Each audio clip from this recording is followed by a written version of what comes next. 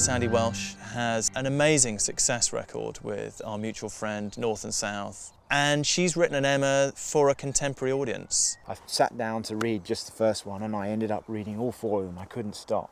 It is incomprehensible that a woman would ever refuse an offer of marriage. A man imagines a woman ready for anyone who asks her. 4 hours really allows you to get the nuance of the storytelling and not just to kind of whip through the plot. It allows the audience to luxuriate in the characters and the tiny incidents that happen along the way. Reading our scripts, I can't understand how you could do it any shorter. Having 4 hours allows you to get the light and the shade, the comedy and the drama, not lose the fun and the joy and the exhilaration of Emma, but also give it a sort of depth and complexity and three-dimensionality. There are those, some, who would follow your example, and you have shown them the way.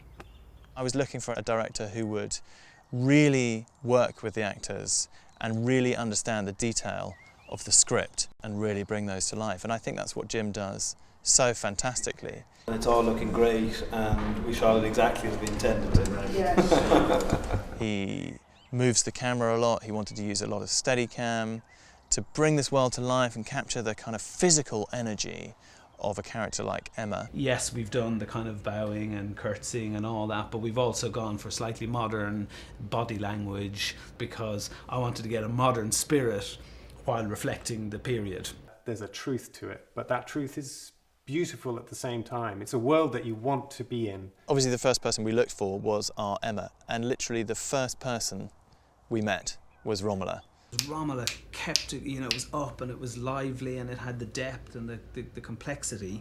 She was able to handle the language and yet be very modern. We think so differently about this. I really think we should stop talking about it. When the camera's on her, somehow you just really do know what she's thinking. If you read the book Emma and you had to imagine what Emma would be like, then Romola's the girl. She's beautiful and she's got the perfect personality for the part. It's terrific. Fundamentally, the thing I like about her is that I think she's very funny. And I think you forgive people a lot who are genuine wits. We were looking for our Mr. Woodhouse, and I honestly can't think of anybody more exciting to play that part than Michael Gambon. I had to remind him he was a Knight of the Realm the other day. He was a really terrific presence to have about because he's a legend, really. Will you be all right with just Emma for company? Because I could help. Oh, I think Emma and I can manage by ourselves for now. I think there are universal aspects to the story of Emma. They're about the human condition, aren't they? About wanting to find a mate and be happy. Emma goes through life arranging other people's lives, unaware of what's happening to her slowly. She's falling in love. A deep, rich story, and just as applicable today as it was, say, 200 years ago. There is nothing more destructive in our society now than a sort of national and international obsession with the lives of other people, which I think Austen really takes her characters to task for in this novel. This generation that actually is really back into books again, you know, in a proper way, it's become a kind of, you know, a cultural exchange. You know, the book of the film. People go back to the book, and I think that's, you know, it's a great thing, isn't it? I certainly hope that people will see works that I've dramatised and then decide to read them, and a new world will open up. They are not dolls. To be told what to do, it's marry under the table at your bidding. And one day, you will bitterly regret your meddling.